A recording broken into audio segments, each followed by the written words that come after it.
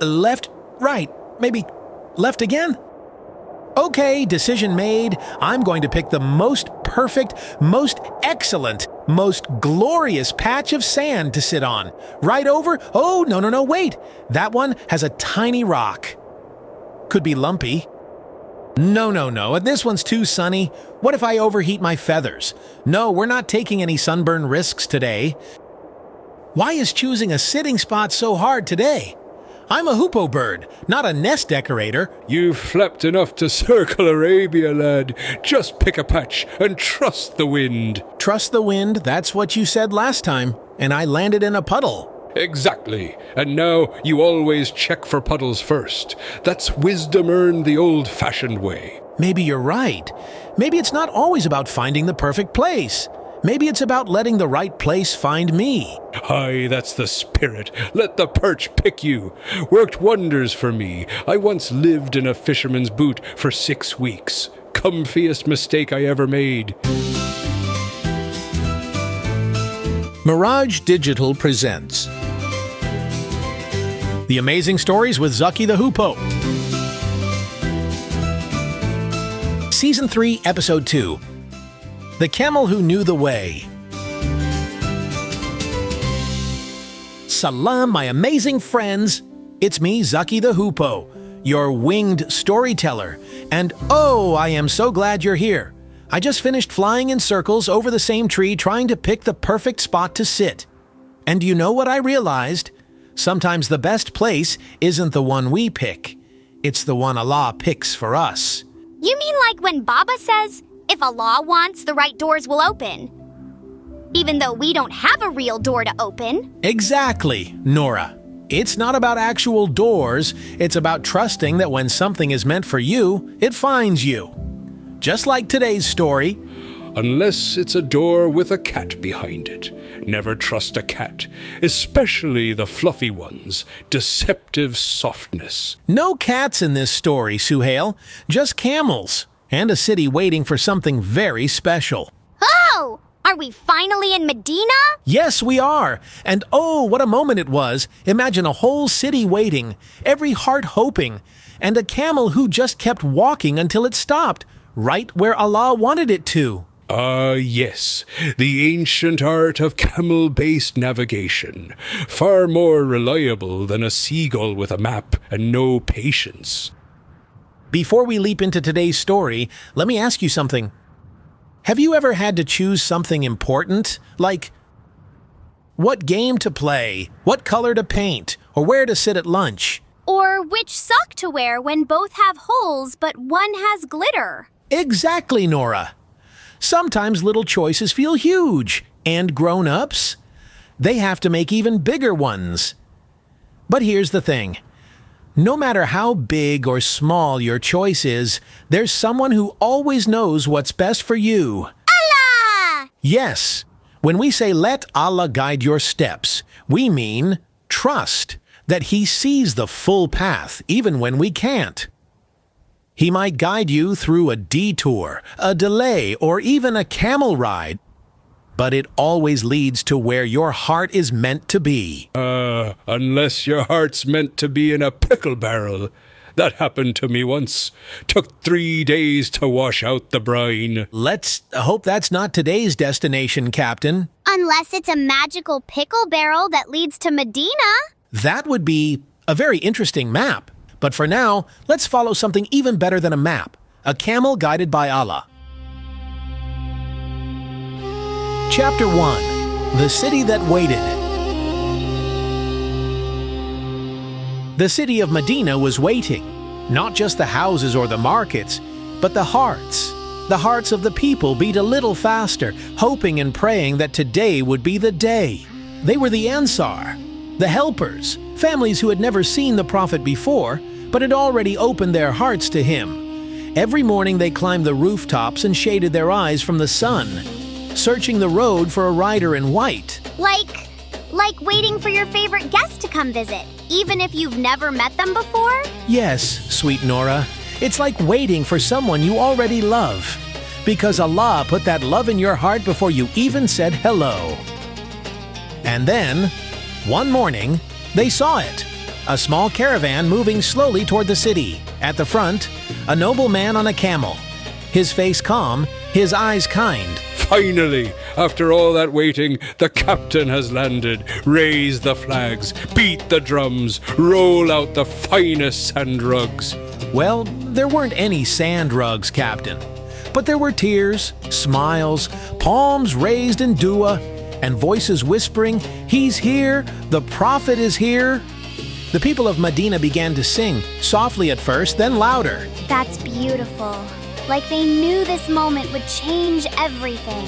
They didn't just welcome a traveler, they welcomed truth, they welcomed light. They welcomed a new beginning, with hearts wide open and hands ready to help. But even though everyone wanted the prophet to stay at their house, the prophet didn't choose a place to stay. He didn't? Then who did? His camel did. Chapter 2. Let the camel decide.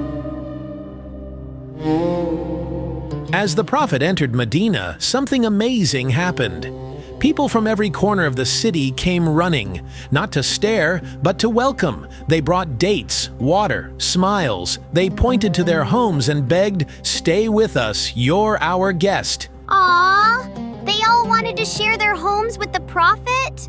That's so sweet. It was, but it also created a big problem because everyone wanted to host him, and he didn't want anyone to feel left out. The ancient hospitality duel. I've seen it before. Neighbor versus neighbor, date versus fig, carpet versus cushion. The prophet didn't want to pick one family and make others feel sad. He didn't want anyone to think, oh, he likes them more than us. He wanted every person to feel equal. Because in Islam, no one is better than another except by how good and kind they are. So, what did he do? He let his camel decide. He said, "Let her go, for she is commanded by Allah." And with that, he dropped the reins. The camel began to walk on her own, moving through the streets slowly. Every few steps, she would pause. Everyone would hold their breath. Then she'd keep walking. What a strategy. A sacred camel compass. I should have tried that instead of my coconut with a feather navigation method. The people followed the camel, hearts thumping. Will she stop near us? They wondered. Children peeked from doorways, mothers smiled, fathers prayed silently. The whole city held its breath. And then she stopped, quietly, gently. She lowered her body in a patch of empty land. Not the biggest house, not the fanciest, just a simple space, chosen by Allah. So, that's where the prophet stayed? Yes, and right there on that spot, something even more amazing would begin. And not one duel of hospitality was needed. No carpets were harmed. A true victory. Chapter 3. The Masjid begins. The prophet's camel had stopped. Slowly, gently, she folded her legs and sat. And in that stillness, the whole city held its breath. This was it. This was the place. But here's something you might not know. That patch of earth wasn't just open land. It belonged to two young orphan boys, Saul and Suhail. What? Did you say Suhail as in me? Wait, were you the orphan boy, Captain? Could be. I have lived many lives, young sailor. I might have donated land and forgotten. It happens when you're legendary. And, of course, tax write-offs and whatnot. Captain, this happened over 1,400 years ago. Exactly. That's why I forgot. Different, Suhail, Captain. Still counts. A fine name passed down through the sands and the seagulls. Saul and Suhail stood nearby watching everything with wide eyes. And when they realized the prophet wanted to build there, they ran forward and said, "O Messenger of Allah, we give it to you as a gift." Just like that. Two tiny sailors offering their whole ship. Yes, but the prophet smiled and gently shook his head. "No, you will be paid fairly. This land is yours, and it must be honored." He bought it. Even though they said he could have it for free? Exactly, because justice isn't just for grown-ups. Even children, especially children, have rights. And the prophet would never let anyone, not even himself, take what wasn't earned. And then the building began. Not with fancy tools, not with builders from far away, but with hands. Calloused hands, soft hands, old hands, tiny hands. Everyone helped. Were they all smiling while they worked? They were. They sang, they prayed, they laughed. Even the prophet carried bricks on his shoulder, dust on his clothes, joy in his heart. By the beard of the wind, a prophet carrying bricks with the people. No throne, no parade, just sincerity. That's what made it beautiful. It wasn't just a building. It was the heart of Madina. And it all began with trust, fairness, and a camel guided by Allah. Feathers of Wisdom.